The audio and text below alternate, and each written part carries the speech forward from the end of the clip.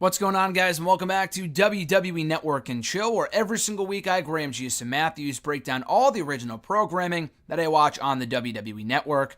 Today we're talking the Mick Foley 20 Years of Hell stand-up show that aired after the pay-per-view on Sunday night. Great timing, too, obviously.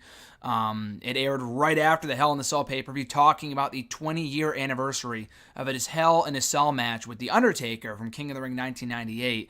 I believe the show took place around the same place of West Virginia, in the same province, whatever, of the pay-per-view from 20 years ago, as well as on the anniversary itself on June 28th, 2018, which I had looked up. It was a Thursday, so the show must have taken place 3 months ago, and they waited to air it until tonight because of the Hell in a Cell pay-per-view, which I think is really, really smart. And this was great. I've never seen a stand-up Mick Foley show before. I know he's been doing them for years. He did a lot more a few years ago. I think he did one here in Connecticut a few years back. I couldn't make it.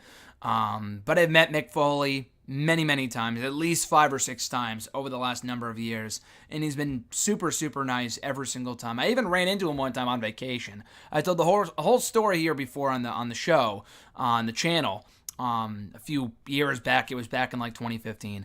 But anyway, I thought this was awesome. It was only really Mick Foley, no special guests. I went to a stand-up show, or one of like the live podcasts, whatever. The Bruce Pritchard one over SummerSlam weekend last month. You know, they had JBL, they had Mark Henry, they had all these other people that are close with Pritchard and can comment on certain things. This was only Mick Foley. We had Jeremy Borash actually open the thing very briefly for like 30 seconds to a minute. Always great to see Borash. If you have been living under a rock since the beginning of the year, you would know.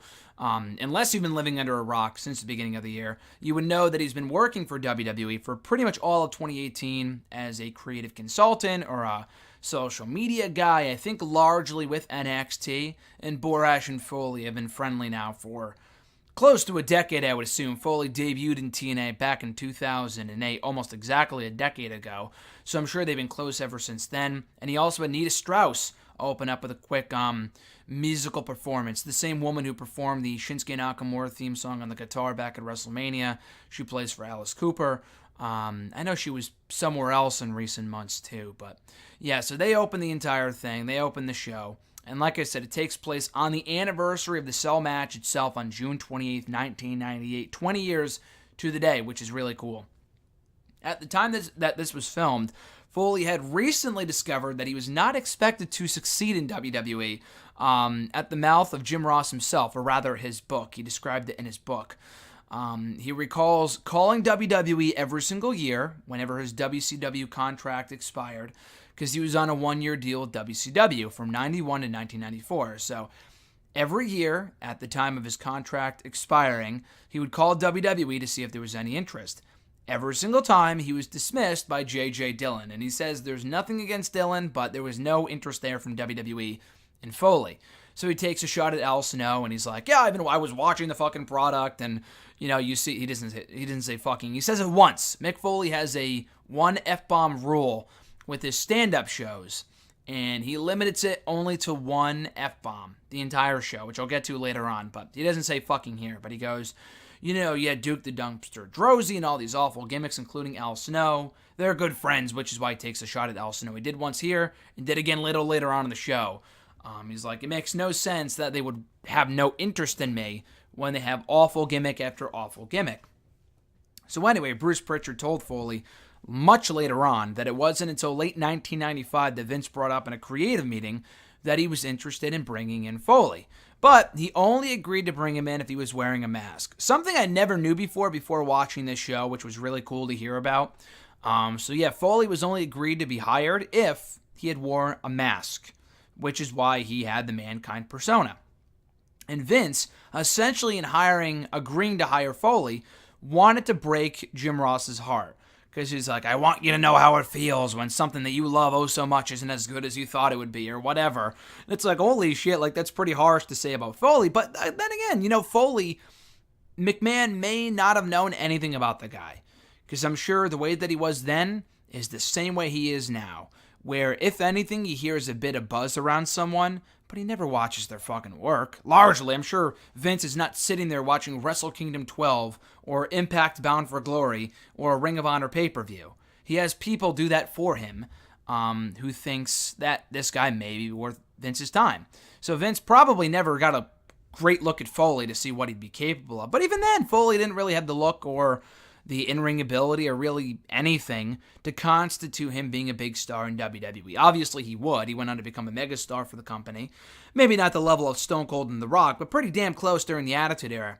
But anyway, Foley was not really their typical, cookie-cutter superstar. So I could see why Vince probably did not think that he would succeed in WWE. So anyway, Foley admits that he did not lack confidence and that he always wanted to make his matches as good as possible. So before coming to WWE, he had a great series of matches with Sting. I don't know what year this is, but they had a great chemistry together throughout all of their matches because Foley laid out all of their matches. Foley shared a story here on the show about how one time they were going through the spots for one of their matches on like a house show or something, and Sting says, after Foley's going through every spot, and he's like, you can kick out of this, and I can do that. Sting's like, I thought you were just here to put me over. And he's not saying that like in a dick kind of way, but like, Foley is really there just to be built up, or rather just there to build up Sting, not to really get in any offense himself. Foley didn't really realize that, but Foley's like, listen, we'll do it my way for the first 5 minutes or whatever, and it doesn't work, we'll never do my way again. So Sting agreed, he took the bet. But they ended up going with Foley's way, and it worked out wonderfully. The crowd was on their feet, and Sting was like, you're calling all of our matches from now on. You know what the fuck you're talking about. So anyway, Foley gets hired by WWE, and I think he's talking about whenever you do promos for like a certain city, like, oh, we're coming to Jacksonville, Florida, or whatever. Foley had to do 51 of those. But in his mind, he had 50 different promos for every single one. Whereas you would do the promo for every same city, for every single city, but just change the name of the city, of course. Foley, in his mind, not knowing how it worked, did 50 different promos for every match with The Undertaker that he had coming up upon his arrival with The Undertaker. He had that feud going on in 1996. So everyone loved the promos, except for Vince McMahon, apparently, he said. He was the one person that mattered most that he could not win over with those promos. Anyway, so they took a risk on him. He was given the mask. He was given the theme song. Ended up beating The Undertaker the 2 times where it mattered most in his, maybe not his debut match, but one of the first pay-per-view matches they had, in addition to SummerSlam, when he was joined by Paul Bearer, and he was, Paul Bearer turned on The Undertaker and joined Mankind. Foley was a megastar by this point. Never before had someone arrived on the scene and taken the fight to a top star like The Undertaker upon their debut. And really, that was what helped put Foley on the map. I mean, had he debuted against someone else, like, I don't know, I don't want to say Stone Cold Steve Austin, because it probably would have had a similar result, but just the chemistry that he had with Taker alone was amazing. And they always had great matches. The feud itself was very well booked, with Foley getting the better of Undertaker on multiple occasions. So that in and of itself really helped make Foley a superstar in that company. Because had he debuted like anyone else, like take the traditional route, he may not have become the success story that he did. He definitely would not have had that Hell in a Cell match with The Undertaker in 1998, because their feud would have never taken place, and it never would have gotten to the point where a Hell in a Cell match was necessary. So, again, Foley really became a superstar because of that feud with The Undertaker. I mean, he always possessed the skills to get over and be a big star in that company, but for someone that didn't really look the part, he really, obviously he was offended by the fact that he was told that he wasn't expected to succeed in WWE, but you can't really blame anyone for that fact, just because taking one look at him and knowing that he's not the biggest bodybuilder in the world, he does not look like a bona fide superstar from the outside. But his storytelling, his mannerisms, the lengths that he's willing to go to make a match great, was really what helped put him over the top, especially in this feud with The Undertaker right from the get-go. So he talked about working with The Undertaker, becoming Dude Love and Cactus Jack, 2 characters that he never thought he would be able to portray on the WWE stage. Dude Love was a character that he came up when he was younger, when he was a kid, that he was able to then take to WWE because Vince liked the idea, or whatever the fuck it was. Cactus Jack was the persona that he wrestled as before coming to WWE, pre-Mankind, pre-Mick Foley, whatever. I mean, obviously he wrestled with Mick Foley, but Cactus Jack was really what he was known for in WCW and ECW before going to WWE. He was then able to wrestle as Cactus Jack in WWE by debuting the persona in Madison Square Garden, all this other stuff. So, like, he's living large by this point, living out his dream. It must have been at that time he said that his son said, "Oh, you're not as big of a legend as you think you are." And it must have been around that time because he did have kids. I know Dewey and Noel were already born by that point because they were at the Rumble 99 when Foley got the shit kicked out of him by The Rock in that Rumble I Quit match. So very clearly the kids were born by that point. He must have been talking about that. I'm not sure why one of his kids would say that now. But anyway, so he talks about kind of fast forwarding to present day real quick. He had to recall the conversations that he had with The Undertaker going into the pay-per-view match at King of the Ring, the Hell in a Cell match. So he started reading his own book again.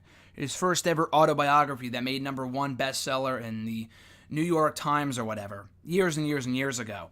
So he was reading his own book back about himself while on flights for WrestleMania weekend many months ago. So obviously fans saw him reading his own book, and how uncomfortable is that? Some woman even asked him that was sitting next to him, clearly not a wrestling fan, but she was asking, like, "Are you reading a book about you?" And he said, yes, I am. And then she asked, "Are you reading a book about you that you yourself wrote?" And he goes, yes, I am. And she must have been confused beyond belief. So anyway, he was reading his own book back to kind of get a feel for what the conversations with The Undertaker were like before the pay-per-view. And Undertaker even asked him, like, why are you so determined to kill yourself? Why are you so crazy to do these kind of spots? And Foley was willing to do anything to make this match special, to make this magical. So even before the show, Vince went up to Foley, and Foley said this was the biggest lie that he'd ever told in his entire life up to this point. Vince asked him, "Have you been up to the top of the structure today?" Foley said, "Why, yes, Vince, I have." And then Vince says, "Do you feel comfortable up there?" Foley then says the new biggest lie that he's ever told in his life up to that point, being, "Yes, Vince, I am comfortable up there." So had Foley gone up there, had he given it a shot before the actual pay-per-view, he likely would have never done the spot because he was indeed not comfortable up there, because he had never been up there before because he lied to Vince about being up there. So, had he actually gone up there to rehearse the spot like, most, spots usually go, they usually rehearse, and not to say they were going to throw him off the top during the fucking thing, but he was at least going to go up top and get a feel for how it was like up there. Before they did this spot a little later on in the night. Had he done that, he may have not, he very likely would not have gone through with that spot. That's what he says here. Anyway, so he breaks down the entire match. He talks about climbing up to the top, breaking down the whole match and the fall itself, Vince coming down to ringside.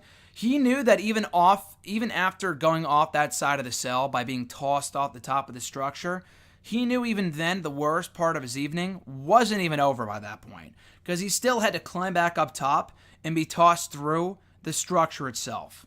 And he talked about by the time that he got up there, he had no strength whatsoever. The guy was pretty much dead by this point. And if they were going by today's standards, the match would have been over, because he had a concussion, he was all fucked up. Today, obviously, they take that stuff a lot more seriously than they did 20 years ago, at least in WWE. So then the match would have been over. But he was determined to finish the match and pass through that finishing line by climbing back up to the top and being chokeslammed through the structure. So we talked about that, and then seeing Terry Funk, but not Terry Funk, but rather his shoes. Like, why the fuck are there a pair of shoes in the ring? Because Terry Funk had been chokeslammed out of his shoes by The Undertaker, and we'll discuss in a second what Taker said to Funk before that spot happened.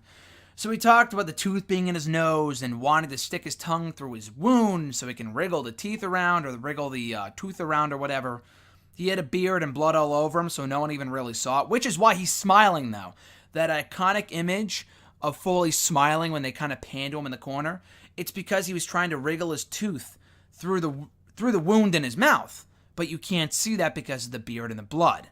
So Foley, or rather Ross on commentary, is like, "What a sadistic son of a bitch," or something like that. And it's because you didn't see what he was actually doing. No one saw what he was actually doing. So a bit of insight for you, that's what Foley was going for with that image. And it still worked out really well because it's such a great, iconic image of Foley seemingly enjoying the pain that he was inflicting at that point in the match. So anyway, he talks about the thumbtacks, then taking the tombstone, and then even when the match was over, he kind of kicked out his foot a little bit to show that Mrs. Foley's baby boy still had a little fight left in him, even though he lost the match. So he talked about this too, and I'll mention this at the end, but there was a video that went up on .com and on the YouTube channel right before the Hell in a Cell pay-per-view on Saturday, I think, actually. It was a 15-minute long video that broke down the entire match. Pretty much what this special is, but a condensed version with not only Foley's side of the story, but Undertaker too over the phone, which is fucking cool. So Foley talked about this in that video too, which is why I already knew about it. But he asked the referee, Mike Chioda, have I been on a stretcher yet tonight? After the match was over, because they were about to stretcher him away. And Chioda said, yeah, you have, because Foley had no idea what was going on. He was so out of it, he had no idea what was going on. Didn't remember a single thing. He said, well, if I've already been stretchered out once, I'm not being stretchered out again. So he went out on his own willpower because of that. So anyway, he went backstage, hugged Pat Patterson, who had, I think, lost his longtime lover, partner, whatever.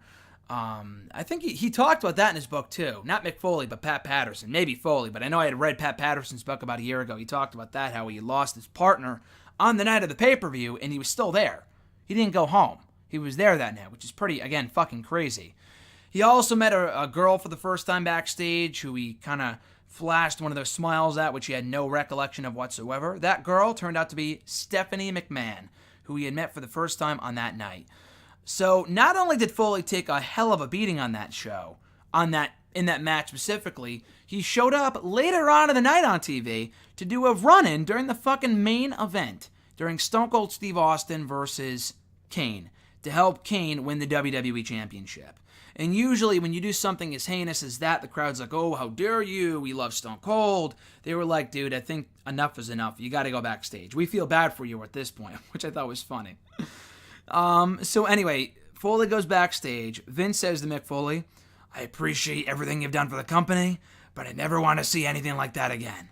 Which I don't blame him for whatsoever. That was way too fucking reckless, which I'm glad they have never done anything like that since. Now, I know Strowman tossed Owens off the top of the structure. Not the Hell in a Cell, but the steel cage. I think only a couple months ago at Extreme Rules. So it's not like that's never been done before, since, or whatever. They have since done stuff like that. Not nearly as crazy, but pretty crazy. It's on that same level. Anyway, so Foley talked about always being asked about that Hell in a Cell spot. Not only the match, but the spot itself. About whether it hurt, and Q&As in the years that followed. One fan thought that it was fake, that the table broke your fall. Like, okay, give me a break. Like, it wouldn't hurt just because the table broke your fall. Fuck you.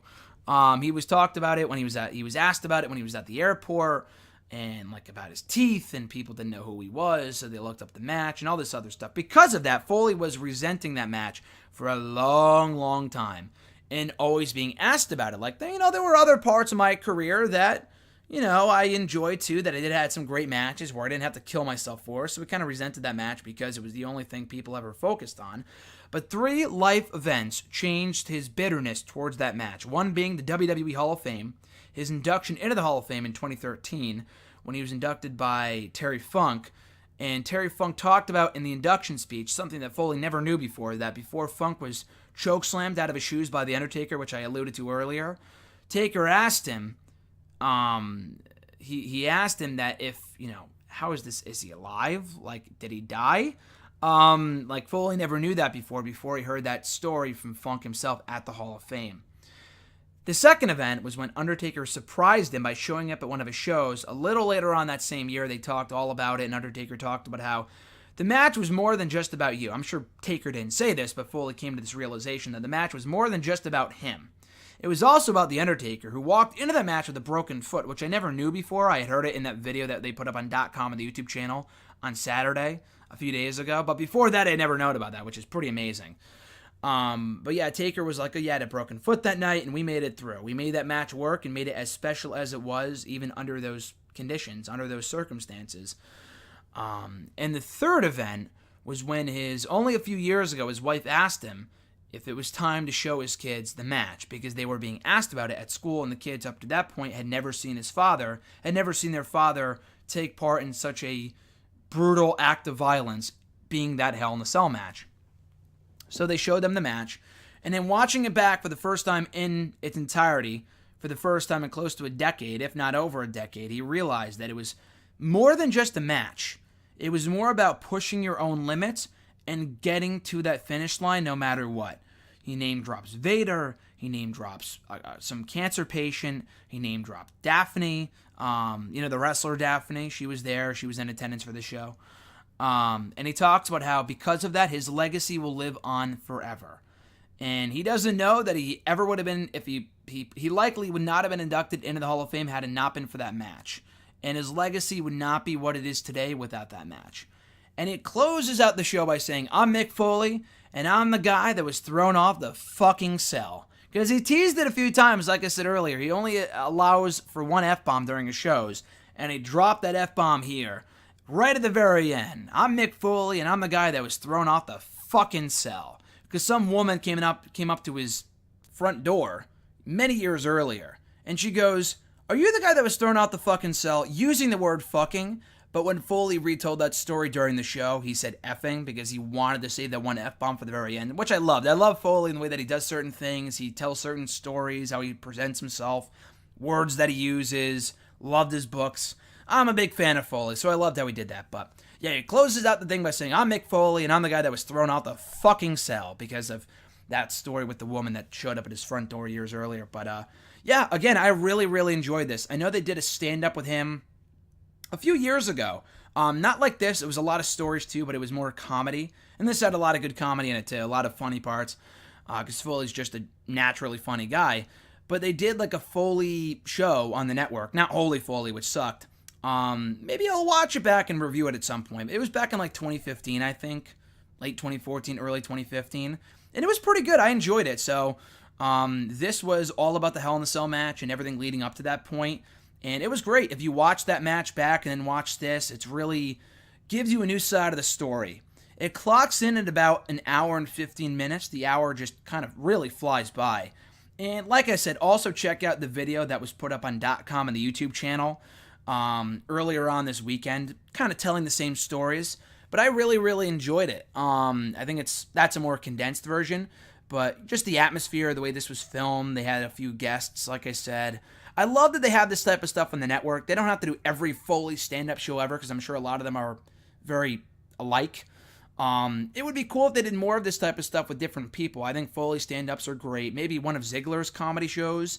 I don't know if that was teased at some point, but I don't know if Ziggler's any funny. I don't know if he's any good as a comedian. I don't know if he's that funny, but it's worth a shot. You can do that. You can do one of the Bruce Pritchard podcasts. They've had the Something Else to Wrestle With on the network now for a few months, which I've loved. I don't review it here for Network and Chill. They're just way too long. And there's just not a real lot to review. I just find a lot of the stories they tell fascinating. It's not like this. So they could do one of those, but in a live event setting, like the one that I went to over SummerSlam weekend that I mentioned earlier. I mean, that had a lot of F-bombs and really was not PG, so maybe not.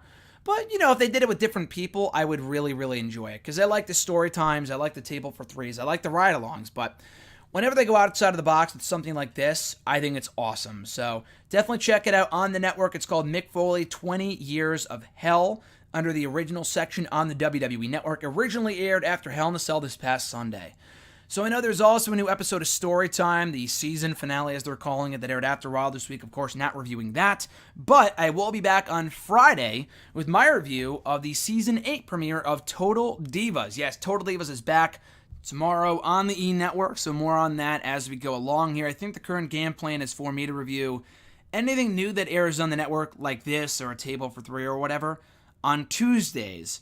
And then my reviews of Total Divas will be up on Fridays here on the channel. So be sure to stay tuned for that. Hashtag AskGSM, WrestleRant, WrestleRant Radio excerpts, and all that other fun stuff by liking this video, dropping a comment, sharing the video, and most importantly, subscribing to the channel for more content.